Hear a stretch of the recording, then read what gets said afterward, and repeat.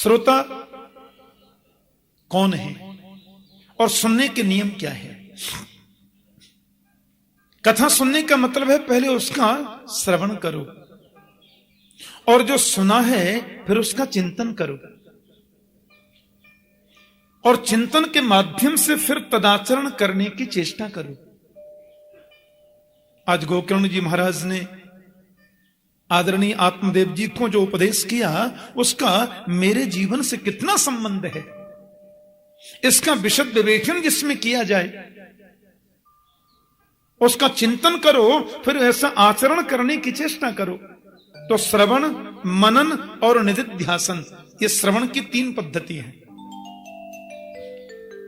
एक सुनार ने बड़ी सुंदर मूर्ति बनाई, बड़ा सत्संगी स्वर्णकार था, और मूर्ति जब बनाई तो नुमाइश मैदान में प्रदर्शनी में मूर्ति सजाई और लोग देख रहे हैं मूर्ति के नीचे लिखा है वशिष्ठ देव, दोनों मूर्ति वशिष्ठ। लोगों ने पूछा क्या दाम है? बोले साहब इसमें एक मूर्ति 500 रुपए की है और एक मूर्ति लाख रुपए की है। लोग बोले लाख वाली कौन सी है और 500 वाली कौन सी है? बोले ये आपको बताना है, मैंने तो यहां रखी है। इसमें एक 500 की है, एक लाख रुपए की है। लोगों ने कहा वो लाख रुपए वाली सोने की है क्या? नहीं, दोनों पीतल की है। दोनों मूर्ति पीतल की हैं, दोनों मूर्ति 40-40 केजी की हैं। बनाने वाला भी मैं हूं, मॉडल भी एक है, और एक रत्ती भी कोई भारी नहीं है, एक रत्ती भी कोई हल्की नहीं है। बनाने वाला आपके सामने बैठा है, दोनों ही वशिष्ठ देव की मूर्ति हैं, पर इसमें एक लाख रुपए की, एक 500 रुपए की, ये आपको बताना। अब लोग बेचारे मूर्ति को उठाएं, कोई उसको उल्टी सीधी करके देखे, कोई नाक में अंतर तो नहीं है। जैसे कभी कभी अखबार में फोटो आते हैं ना, दोनों फोटो एक से, और कहते हैं इन दोनों में 5 अंतर हैं, अब आप बताइए क्या अंतर। तो मैंने देखा लोग वहीं पर कलम कॉपी लेके बैठ जाते हैं, तुरंत लिखेंगे, और उसमें अंतर दिखते भी नहीं और हैं भी अंतर, 5 अंतर निकलते। सुनार ने बोला आप बताइए इसमें लाख रुपए की कौन सी और 500 की कौन सी? अब सब लोग उठाकर कोई उल्टा करके देखें, कोई कान में उंगली डाल के देखें, कोई नाक में देखे, बिल्कुल एक जैसी मूर्ति। वजन में एक रत्ती का अंतर नहीं, बनाने वाला एक और बिल्कुल बराबर, और दोनों वशिष्ठ की मूर्ति, और दामों में इतना अंतर। हजारों लोग फेल हो गए। एक संत उधर से निकल के जा रहे थे। संत ने देखा ये स्वर्णकार तो मैंने सत्संग में देखा कई बार। कथा सुनने वालों के चेहरे की आभा दूसरी हो जाती है, उनका रहन सहन, उनकी भाषा शैली सब परिवर्तित हो जाती है। उनकी हर बात में कोई न कोई गंभीरता छुपी रहती है। महात्मा जी बोले अच्छा मूर्ति बनाई है? बोले हाँ जी, मैं परीक्षा लेकर देख सकता हूं मूर्ति की? देखिए। महात्मा जी ने एक सुतली हाथ में ली और गीला हाथ करके सुतली को ऐसे बट दिया, और पहली मूर्ति के कान में सुतली को डाला तो सुतली पार निकल गई। महात्मा बोले 500 रुपए की है ना? हाँ जी महाराज, ठीक कहा आपने, 500 रुपए की है। अब दूसरी मूर्ति के कान में जब सुतली को डाला तो कान पार नहीं था, घुमावदार छेद ऐसे था। अब वो सुतली कान में डालते गए और सुतली ऐसे ऐसे मुड़ करके सीधी पेट में चली गई। बोले लाख रुपए की है। जो सुनकर के इधर से इधर निकाल दे वो है सरोता या सोता, लेकिन सुनकर जो जीवन में उतार ले वही है सच्चा श्रोता। और वो श्रोता एक बार भी ध्यान से सुनेगा, 8वें दिन से उसके जीवन में परिवर्तन आएगा, पक्की बात है। जितने प्रेम से धुंधकारी ने सुना। एक और बात, एक माता मेरे से पूछ रही थी, बहुत दिन हो गए, बोले ठाकुर जी मैंने 50 कथाएं अपने जीवन में सुनी हैं। मैंने कहा कैसा लगा? वो लगा बगा तो सब ठीक है महाराज, लेकिन वो कथा सुनने के बाद में विमान आता है, मेरे लिए कभी नहीं आया। हाँ, बोले धुंधकारी ने कथा सुनी, आप कहते हैं विमान आ गया, और मैंने 50 सुन ली, आज तक नहीं आए। और ठाकुर जी सत्य कहती हूं, हर कथा पानी पी के सुनती हूं, भोजन भी नहीं करती। और हर कथा में जमीन में सोती हूं, पूरे नियम का पालन करती हूं, माला भी जपती रहती हूं, पर विमान नहीं आया। पहले आता था तो आज भी आना चाहिए, और पहले आया था तो अब क्यों नहीं आता। मैंने कहा चलो कांटेक्ट करता हूं ऊपर, पर एक बात बताओ, विमान आ गया तो जाने के लिए तैयार हो? बोले अभी बैठी हूं, अभी ले जाए। पर विमान आना चाहिए, क्यों नहीं आता? मैंने कहा माता, विमान का मतलब क्या है ये तो समझो। भागवत में लिखा है, जब तक विमान आवे नहीं तब तक कथा सुनते ही जाओ। मुहुरहो रसिका भुवि भावुका निगम कल्पतरोर गलितम फलम सुखमुखात अमृत द्रव संयुतम पिबत भागवतम रसमालयम। इसको कब तक पियो? बोले आलयम मोक्ष पर्यंतम, आलयम मोक्ष पर्यंतम मृत्यु पर्यंतम। जब तक मुक्ति न हो जाए तब तक इसको पीते ही जाओ, पीते ही जाओ, तो विमान आएगा। अब ये विमान एक कथा सुनने के बाद भी आ सकता है और 1000 कथा सुनने के बाद भी आ सकता है। जब तक विमान नहीं आवे तब तक कथा सुनते जाओ। मैया बोली क्या मतलब? मैंने कहा कथा सुनने के बाद यदि विमान नहीं आया तो माता समझो तुमने कथा सुनी ही नहीं। मैया बोली तो 50 सुनी थी वो सब बेकार है। मैंने कहा ये तो तुम देखो विमान आया कि नहीं। विमान का मतलब होता है विगता मान विमान। हनुमान जी का नाम हनुमान क्यों? जिसने अपने मान का हनन कर लिया वो हनुमान, जिसने अपने मान को नष्ट कर दिया वो हनुमान, और जिसके हृदय से मान अभिमान निकल गया वही विमान। कथा सुनने के बाद भी यदि अभिमान दिल में बना हुआ है तो समझो विमान आया ही नहीं। और एक कथा सुनने के बाद भी जीवन का अभिमान निकल गया, यही तो विमान है। और जिस दिन अभिमान निकल गया उसी दिन विमान आ गया, और जिस दिन विमान आया उसी दिन गोविंद मिल गया। बोलो जय श्री कृष्ण। पक्की बात है, क्योंकि तृणादपि सुनीचेन तरोरपि सहिष्णुना कि अमानिना मानदेन कीर्तनीय सदा हरि। भगवान चैतन्य देव कहते हैं तृणादपि सुनीचेन, कथा सुनने के बाद जीवन कैसा हो?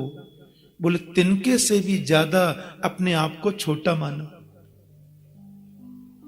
और तरो रपि सहिष्णुना, वृक्ष से भी ज्यादा सहनशील बनो। अमानिना मान देना, सब ही मान प्रद आप अमानी। हाँ, एक जगह शोभा यात्रा निकल रही थी, भागवत का वक्ता मैं था उस कथा में। 15-20 तो मंत्री आए थे, 3 शंकराचार्य थे, सबकी डोलियां थी। मैंने कहा मैं तो पैदल चलूंगा कथा में। नहीं महाराज एक डोली आपकी भी सजी है। मैंने कहा डोली फोली को रहने दो, मैं पैदल चलूंगा। अब वो टीवी वाले आजकल हर कथा को करते हैं, टीवी वाले बड़े आए थे। अब मैंने देखा महाराज सबको होड़ लगी है वीडियो में आने की, कैमरा में आने की। जब 1.5 किलोमीटर यात्रा निकल गई तो लोगों ने पूछा व्यास जी कौन है? अब मुझे ढूंढे वो कहां है। मैं पीछे आराम से चल रहा था। क्या जरूरत है? भागवत सुनने के बाद, भागवत कहने के बाद भी मन में ये वृत्तियां बनी रहती हैं, तो हमने क्या सुना और क्या कहा? अमानिना मान देना, भागवत सुनने के बाद भी जीवन का अभिमान यदि न निकला तो तुमने भागवत सुनी ही नहीं है। और जिस दिन अभिमान निकला नहीं, जिस दिन विमान आया नहीं, तब तक सुनते चलो, कभी तो आएगा। यही जीवन का सार है। विमान का मतलब है विगता मान विमान, जीवन का अभिमान निकल जाए और धुंधकारी अहम निकल गया। ये अहंकार ही तो धुंधकारी है। गोकर्ण ही तो विवेक है। गोकर्ण रूपी विवेक जब ज्ञान रूपी भागवत का आश्रय ले तो अहंकार रूपी धुंधकारी चला जाता है, तो विमान हो जाता है। बोलो जय श्री कृष्ण। ये 7 दिन में कथा सुनने का भी, कथा जो हम सुबह 9 बजे से सुनेंगे, 9 बजे से जो हम सुनेंगे कल भागवत कथा, 7 ही दिन में क्यों? क्योंकि हमारा जन्म 7 ही दिन में होता है। रवि, सोम, मंगल, बुध, बृहस्पति, शुक्र और शनि, 8 दिन तो होते ही नहीं। और संजोग देखो, यहां अपनी कथा भी आरंभ रविवार से ही हो रही है। बोलो जय श्री कृष्ण। माता की कृपा से सब संजोग बनते जाएंगे, देखना। शिवरात्रि पर्व भी इसी कथा में आ जाएगा। फाल्गुन माल बसंतोत्सव तो चल ही रहा है हमारे ब्रजमंडल में। हां, बनाना नहीं पड़ता, ऑटोमेटिक बनता है। रवि, सोम, मंगल, बुध, बृहस्पति, शुक्र और शनि। 7 दिन की कथा का मतलब है जीवन में जितने 7 दिन निकल चुके उनकी अशुद्धि दूर हो जाए। आगे जो 7 दिन आने वाले हैं वो निर्मल और पवित्र बन जाएं। हमारे शरीर में अंदर भी तो 7 ग्रंथियां होती हैं। अविद्या, अस्मिता, राग, द्वेष, अभिनिवेश, अहमता और ममता। एक एक दिन की कथा के श्रवण से एक एक ग्रंथि हमारी खुलती चली जाए, और जिस दिन 7 ग्रंथियां खुल जाएं उसी दिन तो विमान आता है। यही इसका मतलब है। भागवत सुनने के बड़े सुंदर नियम हैं। मैं 2 मिनट में जरा नियम और बता दूं। शुभ मुहूर्त में कथा का आरंभ करो।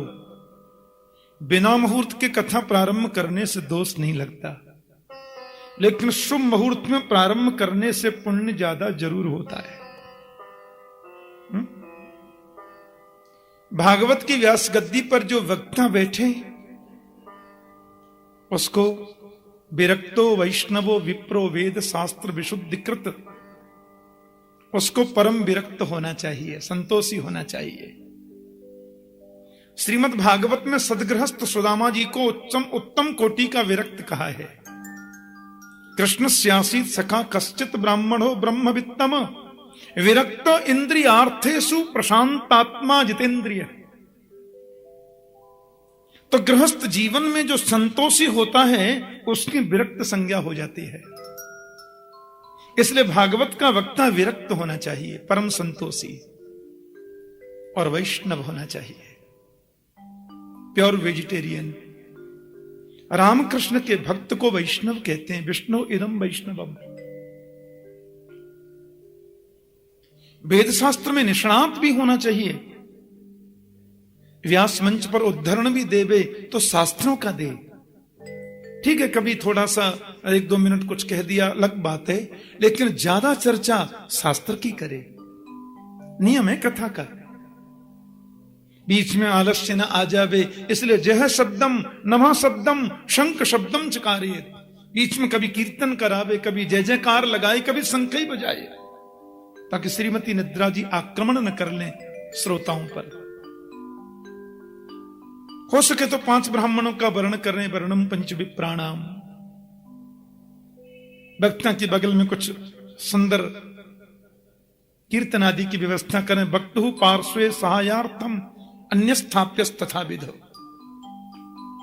वेदियों की स्थापना, देवों का स्थापन, और कथा सुनने का नियम है कि 1 मिनट भी कथा छूटे नहीं, ये प्रयास करें श्रोता।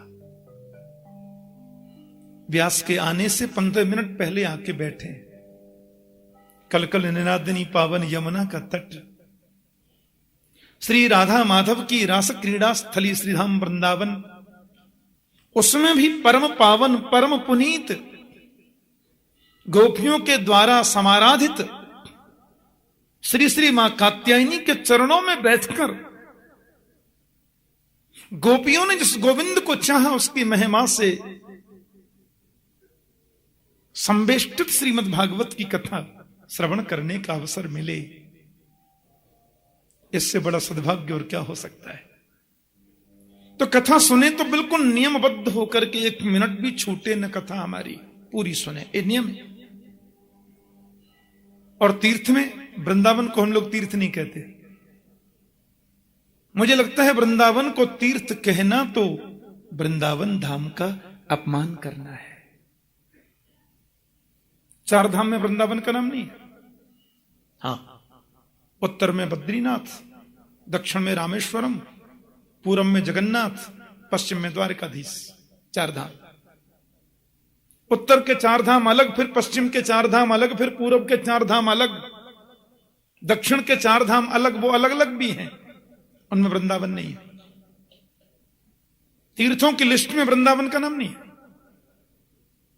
तीर्थों का राजा प्रयाग है, तीर्थों के गुरु पुष्कर हैं।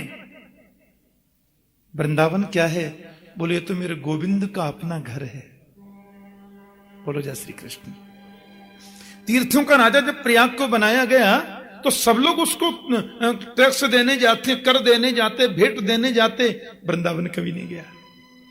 प्रयागराज ने बड़ी मीटिंग बुलाई, देवताओं के साथ में ब्रह्मा के पास गए। ब्रह्मा से बोले ऐसे ही अपमान कराना था तो आपने की, तीर्थों का राजा बनाया मुझे। ये सब लोग आते हैं मुझे भेंट देने, ये छोटा सा वृंदावन कभी आता नहीं।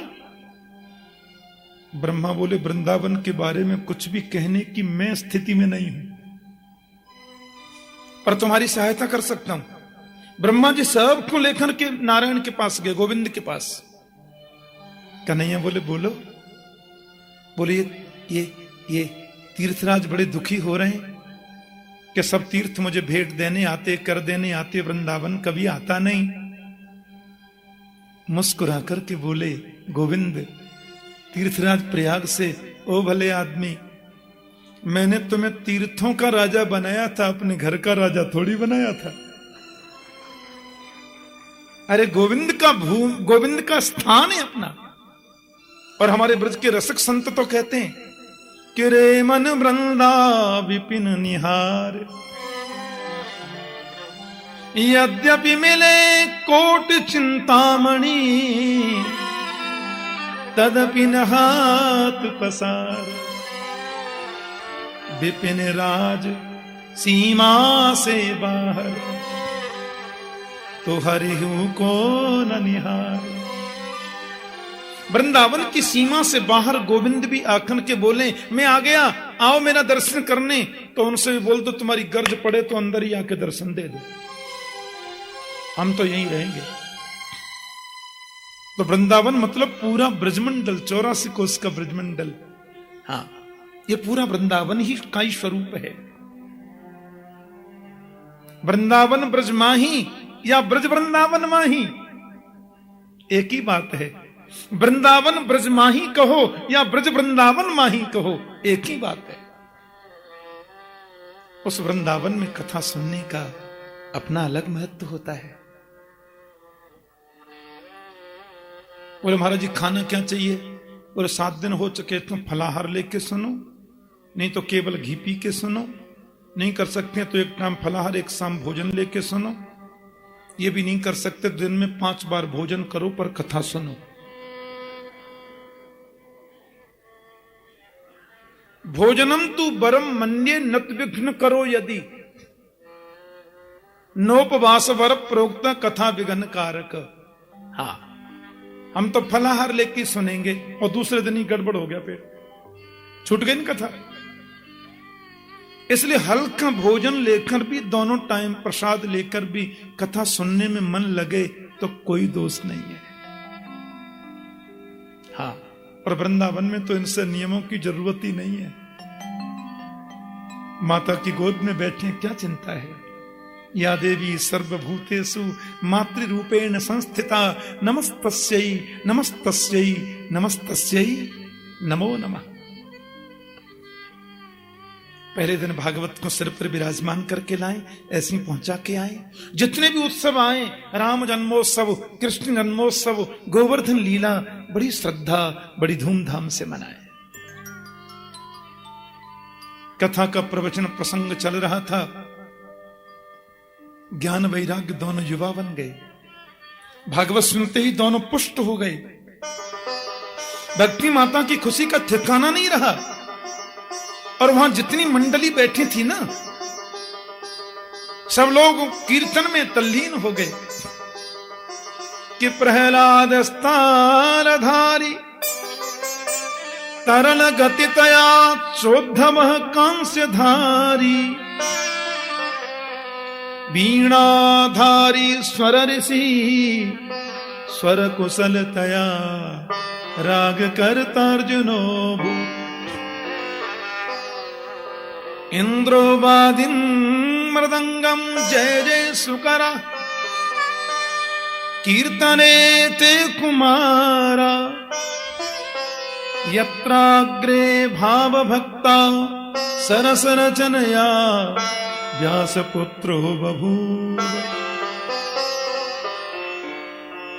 भक्ति देव जब प्रकट हो गई ना वहां पर, तो लिखा है श्री कृष्ण गोविंद हरे मुरारे नाथेति नामानि मुहुर्गृणन्ति। भक्ति देवी कीर्तन करने लगी बड़े भाव से। हम भी भक्ति के साथ में मिलकर के कीर्तन कर लें 2 मिनट।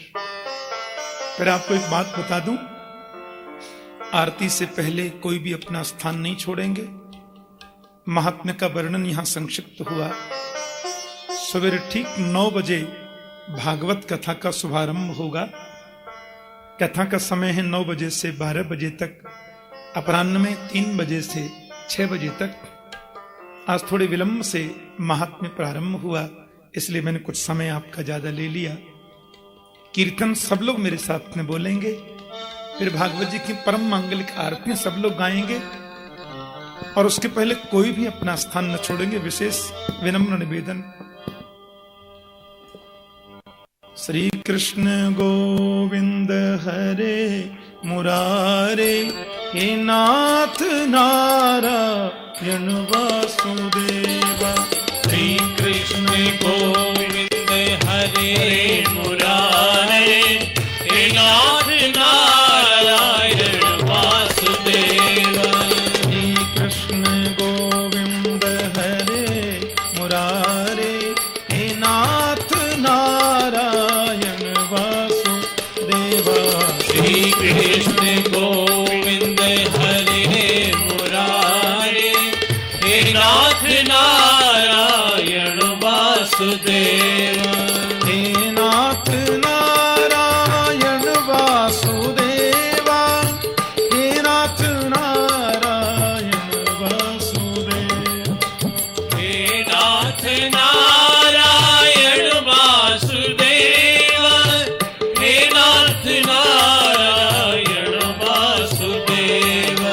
श्री कृष्ण गोविंद हरे मुरारे हे नाथ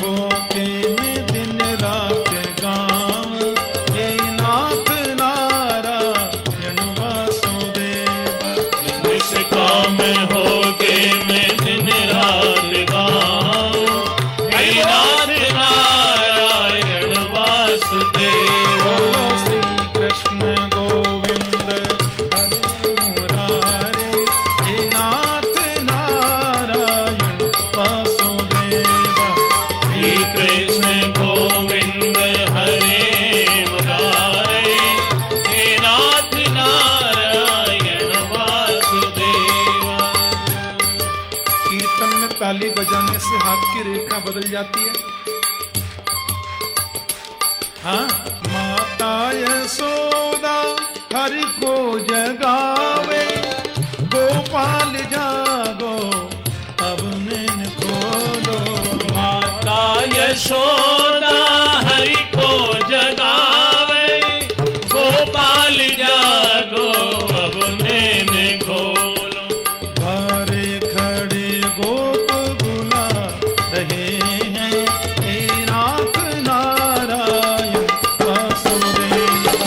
बारे खड़े गोप बुला रहे हैं, हे नाथ नारायण वासुदेव। बोलो श्री कृष्ण गोविंद हरे मुरारे, हे नाथ नारायण वसुदेव।